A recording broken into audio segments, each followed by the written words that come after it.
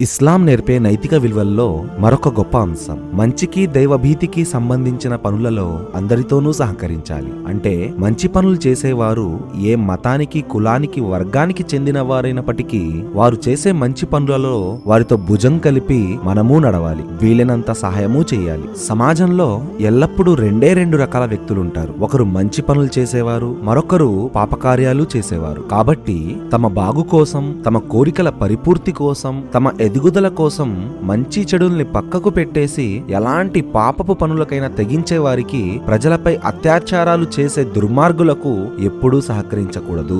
సమాజంలో మంచి చేసేవారు మతాలకు అతీతంగా మానవ దృక్పథం ఆధారంగా ఏకమైపోయి ఒకరికొకరు సహకరించుకోవాలన్నది ఖురాన్ అభిలాష. ఉత్తమ సమాజ నిర్మాణం అన్నది ఉత్తమ వ్యక్తుల నిర్మాణంతో మరియు బాధ్యతాయుత దృక్పథాల ద్వారానే సాధ్యపడుతుంది. ఇదే ఇస్లాం కోరుకుంటుంది.